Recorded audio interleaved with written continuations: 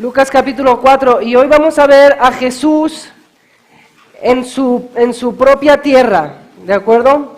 Después de haber salido y haber hecho muchos milagros en muchas partes, después de ya haber andado por varias partes y haber estado haciendo milagros y enseñando durante bastante tiempo, llega entonces él a Nazaret, ¿okay? Donde él creció, donde él fue un niño, un adolescente, un joven adulto, y el lugar donde él estuvo hasta que salió a Juan el Bautista en el desierto para ser bautizado. Entonces él llega a Nazaret y sus familiares, sus parientes ya han escuchado de lo que Jesús ha estado haciendo. Ya saben lo que Jesús dice, ya saben lo que Jesús hace. Entonces Marcos, esta historia la tenemos en Lucas, la tenemos en Mateo y la tenemos en Marcos. En Marcos nos dice que estaban ahí sus parientes.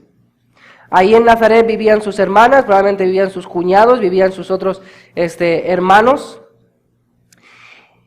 Y ya sabían lo que él hacía. Si se fijan en el versículo 23 del capítulo 4, en el versículo 23, él les dijo: sin duda me diréis este refrán, médico, cúrate a ti mismo, de tantas cosas que hemos oído que se han hecho en Capernaum, haz también aquí en tu tierra. Entonces, ellos ya saben lo que Jesús ha estado haciendo en Capernaum. ¿Ok? Entonces, llega aquí a su tierra y sus parientes le dicen: lo mismo que has estado haciendo en todos estos lugares, hazlo aquí también. Esto es muy importante recalcarlo porque si vamos al final del pasaje,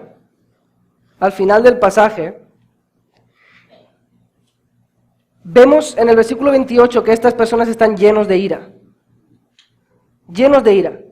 Entonces te encuentras unas personas al principio del pasaje que, pues por ejemplo en el versículo 17, Jesús está en la sinagoga, alguien tiene que leer y interpretar la ley y le dicen: Jesús, pasa tú, interpreta tú la ley.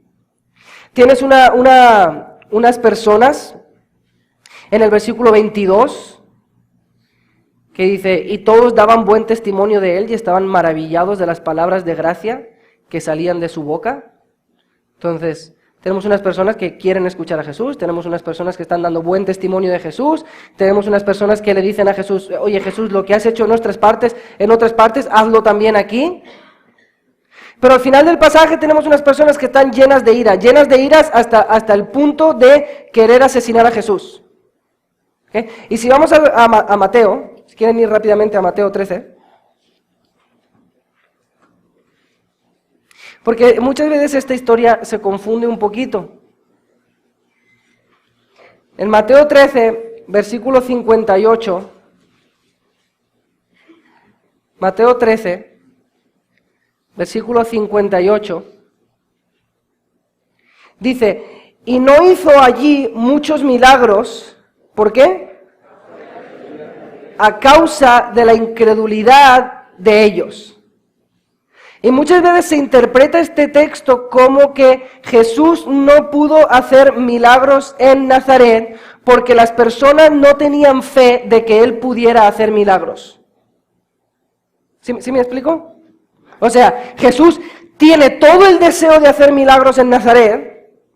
Jesús quiere hacer milagros en Nazaret, Jesús quiere sanar enfermos, darle la vista a los ciegos, levantar a cojos y levantar a muertos y así en Nazaret, pero no puede porque las personas en Nazaret no creen que él lo pueda hacer.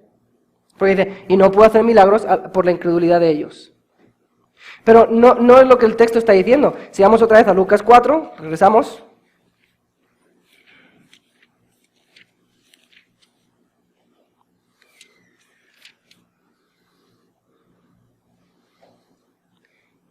Jesús les dice, en el versículo 23, sin duda me diréis este refrán, médico, cúrate a ti mismo, de tantas cosas que hemos oído que se han hecho en Capernaum, haz también aquí en tu tierra.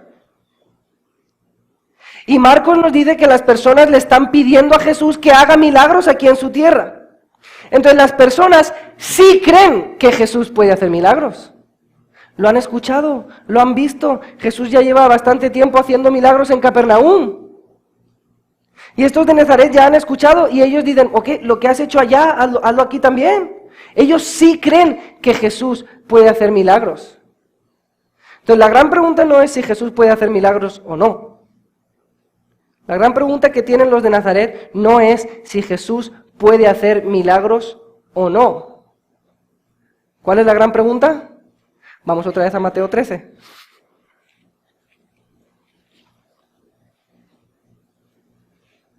Versículo 54. Versículo 54. Mateo 13, versículo 54. Y venido a su tierra les enseñaban la sinagoga de ellos de tal manera que se maravillaban y decían, ¿de dónde tiene esta sabiduría y estos milagros? O sea, los de Nazaret dicen, podemos ver, hemos escuchado, este hombre tiene milagros. La pregunta no es si tiene milagros o no tiene milagros, la pregunta es, ¿de dónde tiene la autoridad para hacer milagros? Entonces en Lucas 4, Jesús se para en la sinagoga. Vamos otra vez a Lucas 4. Hay algunos que ya están pensando, ya dinos dónde vamos a estar porque no podemos estar con la Biblia de aquí para allá, ¿sí? No. Lucas 4, que a lo mejor ya no nos movemos más, dependiendo. En Lucas 4, Jesús responde esa pregunta. ¿De dónde tiene esta sabiduría y estos milagros? Jesús lee en los versículos 18 y 19 un pasaje mesiánico de Isaías 61, que es un pasaje absolutamente mesiánico, nadie tenía duda de que era un pasaje mesiánico, que hablaba del Mesías. El Espíritu del Señor está sobre mí, y más, lo vamos a ver más adelante. Y en el versículo 21 les dice, ¿sabéis por qué tengo sabiduría y milagros? ¿Sabéis por qué tengo sabiduría y milagros? Hoy se ha cumplido esta palabra delante de vosotros. O sea, tengo sabiduría y milagros porque yo soy el Mesías. Soy el enviado de Dios. Este texto de Isaías 61 aplica a mí. Entonces el sentimiento de la gente comienza a cambiar. Veíamos unas personas que daban buen testimonio de Jesús y al final del texto vemos unas personas que están airados y quieren matar a Jesús. Y es la respuesta de Jesús a la pregunta, ¿de dónde tienes estos milagros?, lo que hace que haya ese cambio de actitud. ¿De dónde tienes esos milagros? Y él dice, porque soy el Mesías. Y ellos no creen que Jesús es el Mesías. En el pasaje de Mateo 13 nos dice que cuando él dijo esto, se escandalizaban de él. Esa palabra significa que tropezaban. Cuando Jesús les dijo que era el Mesías, eso era una roca, era una pared que ellos no podían pasar. No podían creer que, imagínate, que su primo, que su cuñado, porque lo conocían, que era, ¿cómo vas a ser tú el Mesías? Tú imagínate que viene un primo tuyo ahora y te dice, oye, soy el Mesías. Entonces, espérate, o sea, si cuando peleábamos yo te ganaba siempre, ¿cómo vas a ser tú el Mesías? Si fueras tú el Mesías, pues a lo mejor ganabas tú, ¿no? Imagínate todos los hermanos pequeños de Jesús, porque él es el mayor, ¿no? Todos sabemos cómo es el hermano mayor. O sea, el hermano mayor es el que te golpea, el que te saca la vuelta, el que te quita el dinero, ¿sí? O sea, todo, o sea, el que te hace menso todo el rato. Y Jesús probablemente sin pecar, pero alguna de esas cosas hizo, ¿no? Y entonces están todos sus hermanos pequeños y dice Jesús, yo soy el Mesías. Y sus hermanos pequeños dicen, venga, pero tú sabes quién eres. Entonces no pueden creer que Jesús es el Mesías. Y entonces cuando estas personas están diciendo, ¿sabes qué? Tú no eres el Mesías, porque si tú fueras el Mesías, nosotros creeríamos en ti. Si tú fueras el Mesías, nosotros creeríamos en ti. Y él dice, no, de hecho, que vosotros no creáis en mí, testifica de que yo soy el Mesías, porque no hay profeta sino en su propia tierra. Entonces no lo aceptan, y cuando Jesús les empieza a decir, ¿y saben qué? No hay problema, porque yo puedo ir a hacer milagros donde yo quiera, con los samaritanos y con quien quiera, igual que en el Antiguo Testamento. Elías y Eliseo no hicieron hicieron milagros también fuera de Israel. Y ahí es cuando se empiezan a enojar más y se enojan más y se enojan más. Y al final del pasaje, en el versículo 29 dice, y levantándose le echaron fuera de la ciudad y le llevaron hasta la cumbre del monte sobre el cual estaba edificada la ciudad de ellos para despeñarle. O sea, al final Jesús los enoja tanto que lo quieren matar. Sus primos, sus cuñados, sus hermanos, sus tíos lo quieren matar. Porque les ha dicho, yo soy el Mesías. Y aquí no voy a hacer milagros porque vosotros no creéis que yo soy el Mesías.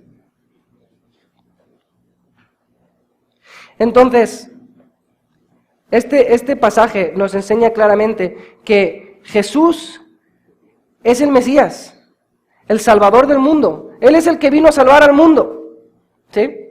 Él es el enviado de Dios que viene a salvar el mundo. Pero este favor solo se recibe si tú crees lo que Él dice que es. No se recibe porque tú seas su primo o su tío, como esta gente, no se recibe porque seas judío. Este favor, estos milagros de Jesús, se reciben porque tú crees con humildad lo que Él dice. Ok, Jesús, si tú dices que eres el Mesías, tú eres el Mesías. Entonces la incredulidad de ellos no era si Jesús podía o no podía hacer milagros, la incredulidad de ellos era creer que era el Mesías. Y Jesús solo entrega su favor a aquellos que creen que Él es quien Él dice que es. ¿Sí? Vamos a ver esto más detenidamente. Ahí tienen ya el punto número 1. Jesús es el Mesías, el enviado de Dios para traer su favor al mundo. A la complicada pregunta de por qué Jesús puede hacer estos milagros, acuérdense que esa es la clave, ¿de dónde tienes tú estos milagros? Jesús responde citando Isaías 61, ¿okay? Dice, el Espíritu del Señor está sobre mí, por cuanto me ha ungido para dar buenas nuevas a los pobres. Me ha enviado a sanar a los quebrantados de corazón, a pregonar libertad a los cautivos y vista a los ciegos, a poner en libertad a los oprimidos, a predicar el año agradable del Señor. Jesús toma este pasaje de Isaías 61, lo lee, probablemente cuando él lo leyó todo el mundo se puso bien contento, porque es un pasaje bien padre acerca de la futura libertad de Israel, y ellos lo están viendo y están pensando que solo aplica a ellos, que solo aplica a Israel. Y Jesús lo lee y dicen, qué pasaje tan bonito, que el Mesías nos va a libertar, que un día va a venir el Mesías. Y todos los judíos están ahí pensando, qué padre que esté leyendo este pasaje, porque un día vamos a ser libres de los romanos, ya nos va a sacar Dios de este imperio, y un día eso va a pasar. Y entonces Jesús dice, este pasaje se cumple hoy. Este pasaje se cumple hoy. Lo que dice en el versículo 21. Y en el 20 vemos que cuando Jesús comienza a decir estas palabras, los ojos de todos se quedaron atentos en Él. Estaban atónitos. No podían creer lo que Jesús estaba diciendo. De hecho, en el versículo 22 tenemos la respuesta del pueblo. Él les dice, yo soy el Mesías. Y ellos le dicen, tú eres el hijo de José. ¿Sí? En Marcos nos dice que dicen, ¿no es este el hijo del carpintero? ¿Sí? Porque en esas comunidades generalmente no es como ahora que tenemos competiciones, ¿no? Y aquí, o sea, hay un carpintero aquí y otro carpintero aquí y otro carpintero allá, ¿no? No, o sea, ahí hay un carpintero, un plomero, ¿sí? Y así. Entonces, José y su familia probablemente era el carpintero de esa comunidad. Y todo el mundo conocía a Jesús. Jesús hacía sillas, hacía muebles. Y entonces cuando dice, soy el Mesías, tú le dices, tú no eres el Mesías, eres el hijo del carpintero. ¿Sí? Entonces, por ejemplo, no sé ustedes si ya están familiarizados con las personas que atienden el Oxxo, ya los conocemos, todo el rato vamos a ese Oxxo, ¿verdad? Porque está aquí enfrente de la iglesia. Imagínate que llega el señor del Oxxo ahora y te dice, yo soy el Mesías. Tú no eres el Mesías, eres el que atiende en el Oxxo. Y eso es lo que le están diciendo a Jesús, tú eres el hijo de José. Y dice, no, yo soy el Mesías. Entonces la lógica de sus parientes es, tú no eres el Mesías, porque si tú fueres el Mesías nosotros creeríamos en ti. Y en Deuteronomio 18, que no vamos ahí, Dios le promete a Moisés que un día se iba a levantar un profeta como él, pero que iba a ser el profeta. O sea, el profeta climático, el final, el último. Hablando obviamente del Mesías. Y cuando a estas personas le dicen, tú no eres nada, porque si tú fueras algo nosotros creeríamos en ti. Jesús le dice, no. Yo cumplo todos los patrones de los profetas. Los profetas nunca fueron aceptados en su propia tierra. Y yo cumplo ese patrón porque yo soy el profeta. El último, el climático. Por eso él dice, de cierto os digo, en el versículo 24, que ningún profeta es acepto en su propia tierra. Ahora Jesús no solo les dice, yo soy el Mesías, yo soy el enviado de Dios, yo soy el ungido de Dios. Él les lee este pasaje de Isaías 61 para decirle exactamente cuál es la razón por la cual Él es el Mesías y para qué ha venido. Y le dice, esta es la razón por la cual yo vengo. He venido para dar buenas nuevas a los pobres, para sanar a los quebrantados de corazón, para pregonar libertad a los cautivos, para dar vista a los ciegos, para poner en libertad a los oprimidos y a predicar el año agradable del Señor. Pero si vamos a Isaías 61, vamos. Les dije, si Dios quiere, no vamos a movernos más. Bueno, Dios no quiso. Vamos a Isaías 61, versículo 1. Y es bien curioso porque probablemente lo que sus primos, lo que sus parientes, lo que los judíos querían escuchar era lo que viene después del versículo 2 en adelante.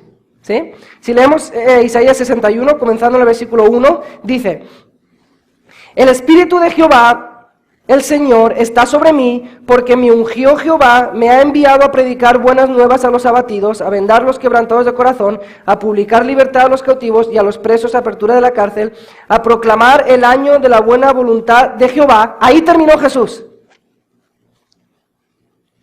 Pero ahí no termina la frase. O sea, Jesús la cortó en la mitad. A proclamar el año de la buena voluntad de Jehová y el día de venganza del Dios nuestro. Y eso era lo que los judíos estaban esperando. Oh, Jesús, no te detengas. No te detengas en el versículo 2a. Sigue leyendo. Queremos ese rey davídico, queremos ese rey de David que viene a vengar al pueblo de Dios, a destruir a los romanos, a los griegos, a los babilonios, a los asirios. Queremos la venganza de Dios que viene a restaurar a su pueblo. Y Jesús les dice, no, antes de eso, yo vengo a proclamar las buenas nuevas a los pobres, a libertar a los cautivos, a sanar a los ciegos, y una vez que hayamos hecho eso, entonces pasamos a lo siguiente. Pero es difícil, porque para recibir esto que Jesús dice, uno se tiene que declarar, se tiene que saber pobre, quebrantado, cautivo, ciego, oprimido, necesitado. Y eso es lo que muchas veces no queremos entender. Y es lo que no querían entender estos judíos. Estos judíos no se veían ellos pobres, no se veían ciegos, no se veían oprimidos, no se veían cautivos. Lo único que veían mal era que el Imperio Romano tenía autoridad sobre la tierra. Y eso no debería ser así. Pero de que ellos fueran espiritualmente pobres, quebrantados de corazón, no, ellos son hijos de Abraham. Jesús le dice, yo no vengo como el médico. Yo no vengo a sanar lo que está sano, vengo a sanar lo que está enfermo. Yo tengo buenas nuevas, tengo buenas noticias para los que son pobres. O sea, pobres en espíritu, los que se sienten en bancarrota espiritual, los que entienden que no tienen nada que ofrecerle a Dios. Dios, yo no tengo nada para que tú me des tu favor, yo no tengo nada, soy pobre. Jesús, a esos yo les traigo buenas noticias. Las buenas noticias de que Dios, sin que tú le ofrezcas nada, Él viene a proclamarte el año de su favor. Más allá, Jesús dice, yo vengo a los quebrantados de corazón, yo vengo a esas personas que están heridas por dentro, por el pecado de sí mismos, por el pecado de otros, por el mundo, por Satanás, las personas que están rotas por dentro, que están rotas en sus corazones, en sus mentes, a esos vengo yo a sanar. Cautivos, a los que están presos del pecado, de su propio corazón, de Satanás, del mundo, los que están en un encarcelamiento espiritual. Jesús dice, yo vengo a dar libertad a esas personas. A los ciegos.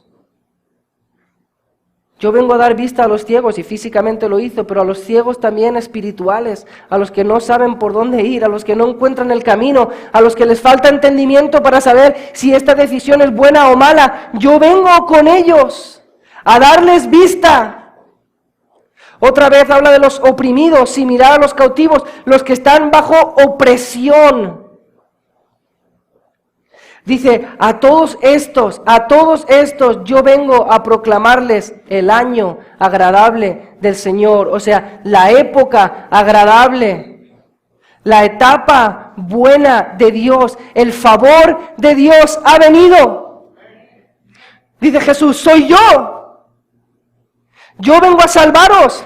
Yo vengo a rescatar a los oprimidos, a liberar a los cautivos, a darle vista a los ciegos, a predicar buenas nuevas, a traerle buenas noticias a los que son pobres. ¿Saben que los pobres no reciben muchas buenas noticias, o sí? Tú cuando estás todo pobre y dices, no tengo nada, y entonces te habla Coppel, oye, ¿debes dinero? Sí, es que alguien me traiga buenas noticias.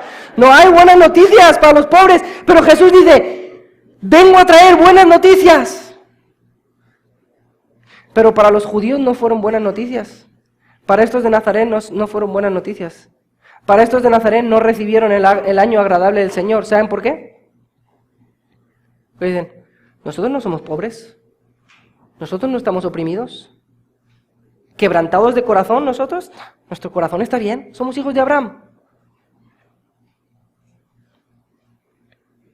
Y yo me pregunto, ¿cuántos de nosotros no estamos en esta misma situación esta mañana? ¿Pobre yo? Pero si yo sirvo en la iglesia. Que yo estoy en bancarrota espiritual, pero si soy el maestro, ¿cómo voy a estar yo en bancarrota espiritual? Si yo le enseño a los niños. ¿Quebrantado de corazón yo? Si yo hago mi devocional, ¿cómo voy a estar yo quebrantado de corazón? Estoy fantásticamente bien, mi corazón está bien. Mi corazón está bien.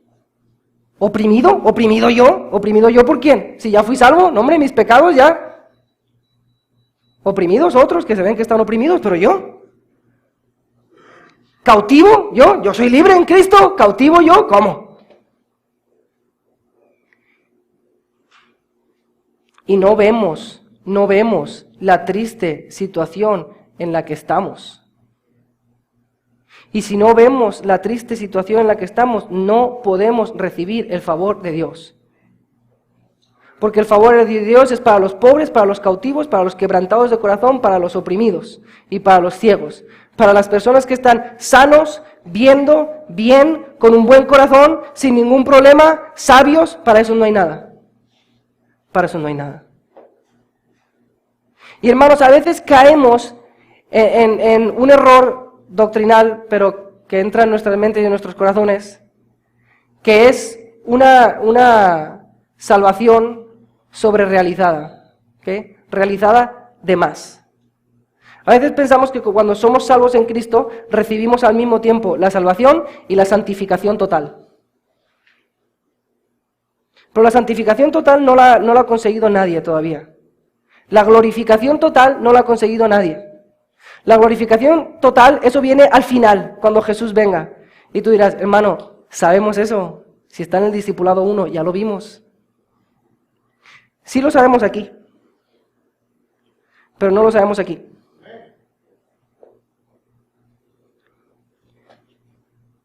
Y tú puedes estar perfectamente hoy aquí, salvo en Cristo, caminando en tu santificación progresiva, Y es posible que el miércoles tengas un problemón en tu matrimonio que tú piensas que te va a llevar al divorcio. Pero en la iglesia no lo queremos aceptar. Porque si llegamos a la iglesia y decimos, es que tengo un problema bien grande en matrimonio, estás diciendo que eres pobre, quebrantado, cautivo de tu propio pecado. Ah, no, eso no, porque ya fuimos salvos. No, hermanos, seguimos siendo pobres y seguimos siendo quebrantados y cautivos y oprimidos. Y gracias a Cristo que en su gracia nos da la capacidad de dar otro pasito, y luego 2 para atrás, pero luego 2 para adelante. Pero en el momento en el que dejemos de darnos cuenta de que necesitamos la gracia de Dios todos los días, en ese momento es el momento en el que dejamos de recibir el favor de Dios que tanto necesitamos. Estaba platicando con una persona el otro día, le decía, lo que tú no te das cuenta es que tú y yo, o sea, no solo tú, no, los dos, los seres humanos, nosotros somos bombas de autodestrucción. Es así. Yo soy como esos mensajes que les dan a los espías que dicen, Natán se autodestruirá en 3, 2, 1, ¡pum! Si la gracia de Dios no me tuviera bien recogidito, bien tranquilo, todos tenemos un poder de autodestrucción mortal, porque somos pobres, oprimidos, quebrantados. ¿Tú eres consciente de las heridas que tú tienes en tu corazón? ¿Por tu propio pecado y por el pecado de los demás? Necesitas recibir el favor de Jesús. Y para eso tienes que reconocer tu situación. Es más, hermanos, déjenme llevarlo un paso más. Si en la iglesia creamos esta cultura de que todos estamos bien, de que eso de la pobreza y la opresión y la esclavitud, todo eso es del pasado, ahora ya estamos bien, aquí no hay ningún pecado, aquí no hay ningún problema matrimonial, aquí no hay nadie que esté ciego y que no sepa qué decisiones tomar, aquí no hay nadie que esté cautivo por sus pecados o los pecados de otros, aquí no hay. Déjenme decirles que allá afuera en el mundo no hay personas así. Y entonces no van a querer venir aquí. No, es que allá en la iglesia, allá no hay pobres, allá no hay quebrantados, allá no hay oprimidos. Entonces, ¿cómo voy a entrar? Si yo entro ahí, yo sí estoy pobre y quebrantado, si yo entro ahí, le voy a echar a perder el culto. Cuando lo que tendríamos que decir es al contrario. Ir allá afuera y decirle, ¿tú sabes que estás pobre y quebrantado y oprimido? Sí, es que estoy bien pobre y bien quebrantado. Ven a la iglesia. No, pero ¿cómo voy a ir ahí si yo estoy pobre y oprimido? Todos los pobres y oprimidos nos juntamos ahí los domingos a las 11. ¿En serio? Pues claro, ¿por qué crees que nos juntamos? Porque lo necesitamos. Necesitamos escuchar la palabra, necesitamos la gracia de Dios, necesitamos la gracia de Dios por medio de los cantos, por medio de la oración. Tenemos que abrir nuestras puertas a todas estas personas. Además, hermanos, vemos que estas personas aquí en el texto le dicen a Jesús, los milagros que has hecho allá en Capernaum, hazlos aquí también. Y Jesús les dice, ok, crean que yo soy el Mesías. Y ellos dicen, no, eso no. Haz los milagros y luego ya nosotros decidimos qué es lo que eres tú, ¿ok? Y muchos vivimos así. Queremos lo que Jesús ofrece, pero no queremos lo que Jesús demanda. Jesús, ¿tú qué ofreces? A ver, ¿qué ofreces? Salvación, santificación, libertad de tu pobreza espiritual, libertad de tu cautiverio, libertad de tu opresión, sanación espiritual para tu corazón. Ok, quiero eso. ¿El infierno? Sí, yo te salvo el infierno. Ok, quiero eso. Y entonces Jesús dice, ok, entonces necesito tu total lealtad. Necesito yo ser el Señor de tu vida. Necesito que confieses con tu boca que yo soy el Señor, que soy Dios y que tengo autoridad sobre todo lo que tú haces. Eso no. O sea, no tienes un paquete donde yo pueda tomar lo otro sin tener que hacer eso. Y es como una persona que va al gimnasio, cualquier parecido con la realidad es pura coincidencia, ¿ok? Pero es una persona como aquella persona que va al gimnasio y ve las fotos, ¿no? De todos esos cuerpos así, bien padres, ¿verdad? Y dice, yo quiero uno de esos para mí. Y entonces el entrenador personal dice, ok, vas a tener que estar aquí a las 6 de la mañana, de 6 a 8, vas a tener que darle bien duro a los ejercicios y luego te tienes que tomar un batido, que si se lo dieras a un perro, el perro vomita, pero te lo vas a tener que tomar tú. Entonces, ¿no tienes un paquete donde yo consiga ese cuerpo sin lo del entrenamiento y los batidos? No hay. Si quieres los beneficios, tienes que aceptar los sacrificios. No podemos tomar lo que Jesús ofrece sin tomar lo que Jesús demanda. Lo vemos en este pasaje. ¿Quieren milagros? Crean que yo soy el Mesías. No creemos que tú eres el Mesías. Entonces no hay milagros. Y a veces nos engañamos pensando que esa posibilidad existe, pero escuchen, hermanos, no existe. No existe tomar la salvación que Dios ofrece sin tomar los sacrificios que Dios demanda. Jesús es un paquete completo. ¿Crees que Él es el Señor, el Mesías, el Salvador, el Rescatador, el Redentor? ¿Él te libra de todos tus pecados? Sí, y Él es el Señor de tu vida. ¿No crees que Él es el Señor de tu vida? Entonces tampoco el Salvador ni el Redentor.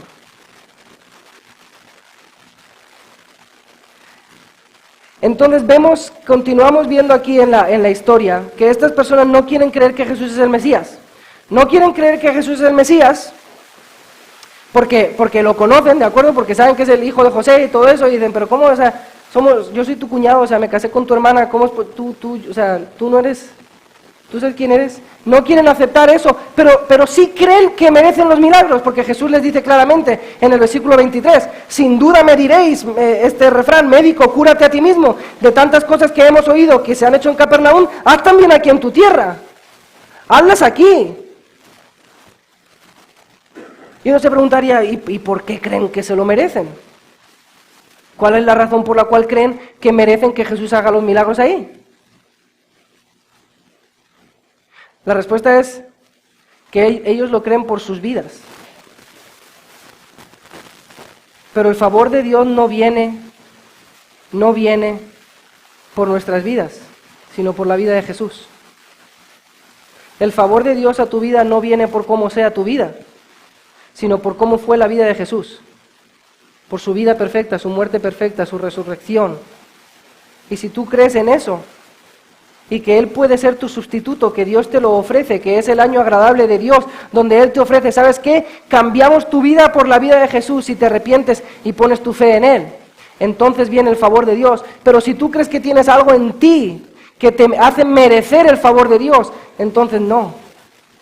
Y estas personas creían que se lo merecían. Estas personas creían que se lo merecían. Pues son sus primos, sus cuñados, sus tíos, o sea, oye Jesús, somos tu familia. Y estaban encantados con Él, vemos que daban buen testimonio en el versículo 22, daban buen testimonio, estaban maravillados de las palabras de gracia, de sus milagros. Decían, ¡qué bueno! Ahora va a venir y va a hacer todo esto. Nos lo merecemos porque somos parientes suyos, somos judíos, somos hijos de Abraham. Jesús va a venir y va a hacer esto. Y entonces Jesús les cuenta dos historias en el versículo 25 que los hace enojar hasta el punto de querer matarlo. Versículo 25 les dice, en verdad os digo que muchas viudas había en Israel en los días de Elías, cuando el cielo fue cerrado por 3 años y 6 meses, y hubo una gran hambre en toda la tierra, pero a ninguna de ellas fue enviado Elías, sino a una mujer viuda en Sarepta de Sidón.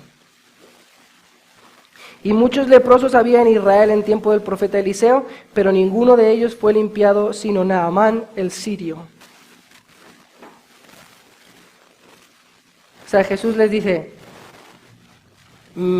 a Dios le da igual de dónde seas. Da igual si eres judío, sirio, samaritano, filisteo, da igual. Aquellos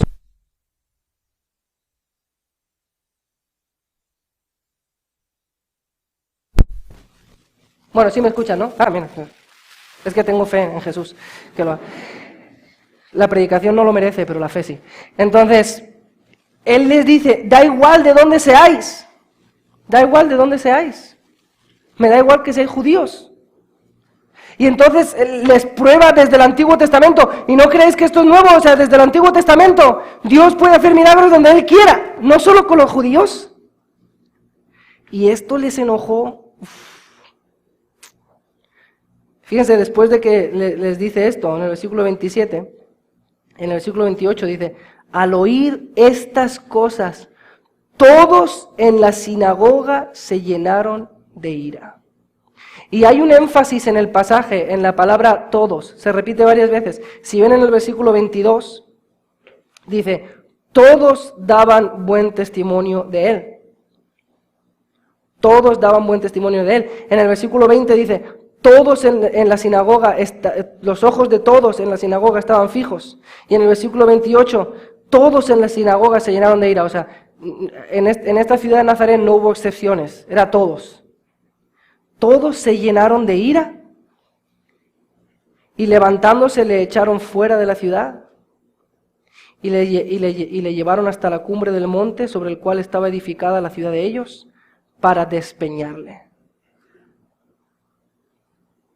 O sea, lo llevaron a un acantilado y lo querían tirar por ahí. Solo con una predicación. Yo he predicado fuerte, pero nunca me han querido tirar en un acantilado. A Jesús, después de esa predicación suya, lo quisieron tirar por un acantilado. Ahora les hizo una señal más. Dijo, ¿queréis milagros? Aquí está uno. Versículo 30. Mas él pasó por en medio de ellos y se fue. ¿Se imaginan?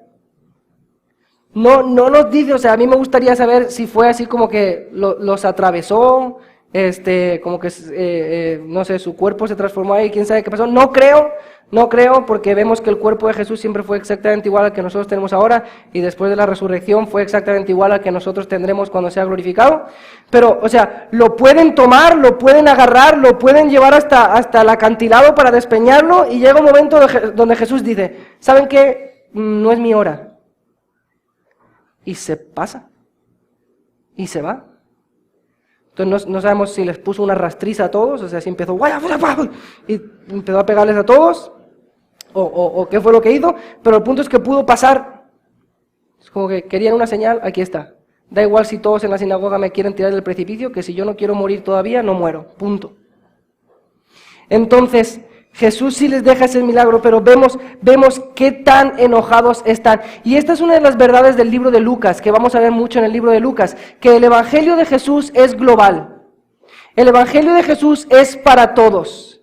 En el Antiguo Testamento vemos un poquito que las predicaciones de Dios se centran en el pueblo de Israel.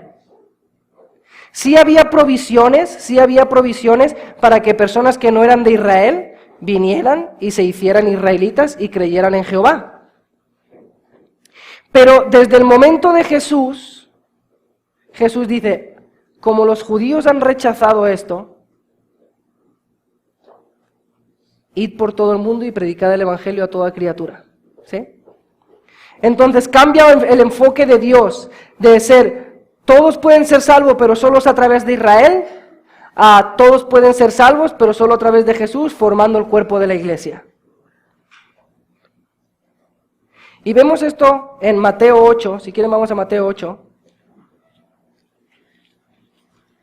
Es un ejemplo. Versículo 5.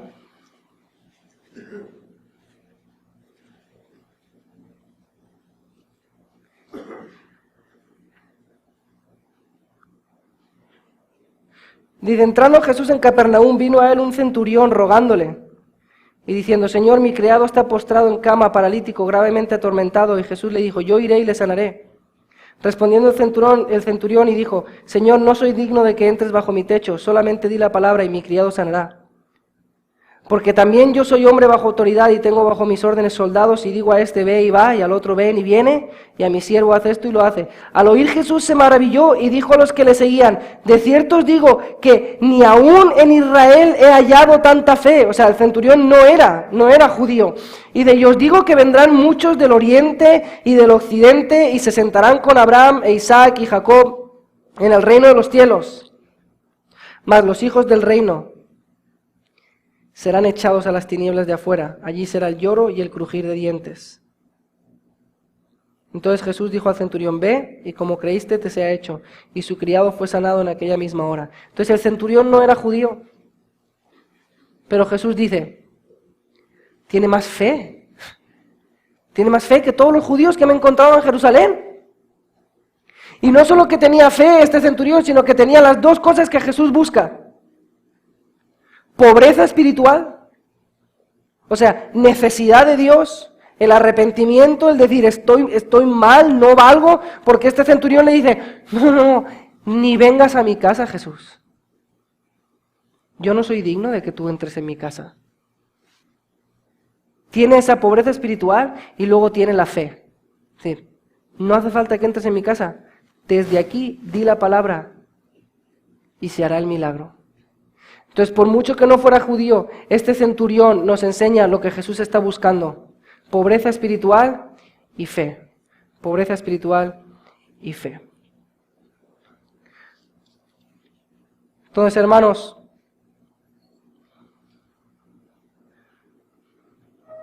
cuidado con pensar que Dios te debe cosas. Estos judíos pensaban que Dios les debía cosas. En Nazaret pensaban, bueno, como somos los tíos, los primos, los cuñados de Jesús, como somos judíos, como somos hijos de Abraham, como somos de aquí de Nazaret, igual que él, Dios nos debe esos milagros. Jesús, danos lo que nos debes. Lo hiciste en Capernaum, aquí también. Dios no le debe nada a nadie, hermanos. Dios no le debe nada a nadie. Dios no le debe nada a nadie. Mi hermano, pero llevo 15 años yendo a la iglesia sin faltar ni un domingo. Qué bueno. No, o sea, Dios me tendrá que bendecir, ¿no? O sea, Dios me tiene que bendecir, me lo debe, porque no he faltado a la iglesia. Dios no le debe nada a nadie. Dios no le debe nada a nadie. Pero hermano, llevo 20 años sin faltarle al diezmo ni una vez. De hecho, a veces hasta me vuelo la barda y doy el 12. Me tendrá que, o sea, Dios, la ofrenda del Señor. Si yo te doy un peso, tú me das 2. Dios no le debe nada a nadie. El Dios del universo no le debe nada a nadie.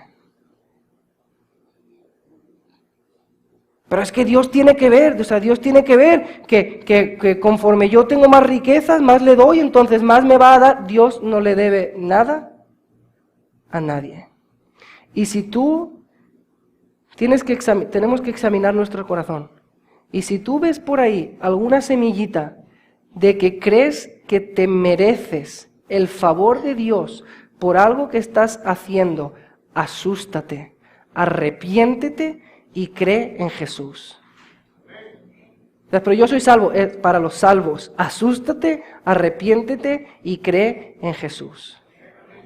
Si crees que Dios te debe favores porque tú predicas, porque tú enseñas, porque tú eres maestro de niños, porque tú das la ofrenda, porque tú vienes a la iglesia, porque tú ayudaste a alguien, porque tú tienes muy buenos deseos, si crees que Dios te debe algo por eso, asústate, arrepiéntete y cree.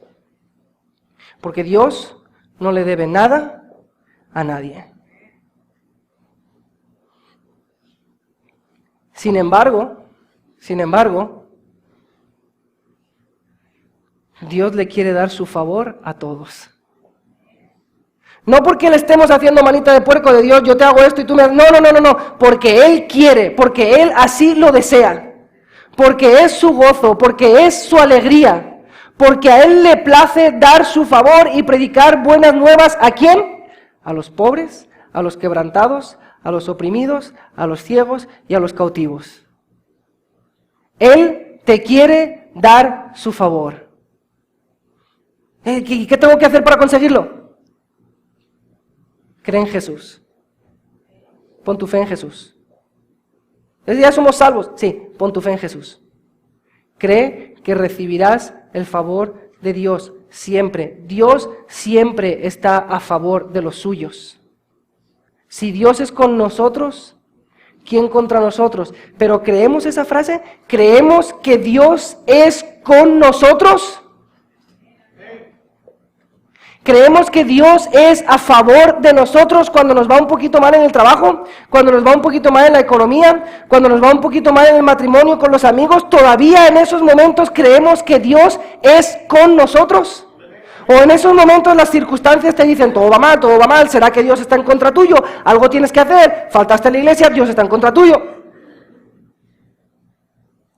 Dios está a favor de nosotros. Dios está a favor de su pueblo. Por eso envió a su Hijo. Por eso envió a Jesucristo. Si no hubiera querido estar a favor de nosotros, no hubiera enviado a su Hijo Jesucristo. Dios está a favor de nosotros. Y hermanos, el privilegio que tenemos es de hacer obras buenas para darle gusto a nuestro Padre. Simplemente para darle gusto a nuestro Padre. Y dirás, no, es que hermano, sí, yo hago buenas obras porque yo me esfuerzo. Yo le digo, Jesús, yo te doy gracias por haberme salvado, así que ahora me voy a esforzar y te voy a dar buenas obras. Tú eres un pobre de corazón. Si la gracia de Dios no te ayudara, tú no podrías hacer nada. Porque a veces nos ponemos en ese plan, Jesús, gracias por salvarme, ahora no me ayudes más porque ahora yo solito te voy a agradecer y voy a hacer cosas sin tu ayuda nada más para agradecerte. No. Nadie le da a Dios, Dios es el que da. Nadie le sirve a Dios. Dios no es un mendigo que está pidiendo tus buenas obras. ¿Sí?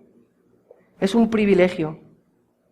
Y es por la gracia de Dios que podemos hacerlo. Y es por el poder del Espíritu Santo que ahora le servimos. No porque le quiero dar limosnas a Dios, sino porque quiero placer de mi Padre. Quiero que mi Padre esté contento.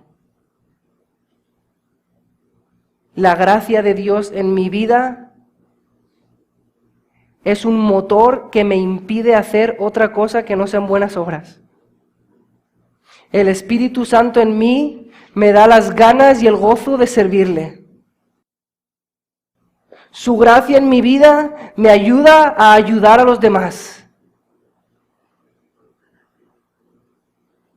Dios no es un limosnero al que yo le doy dinero.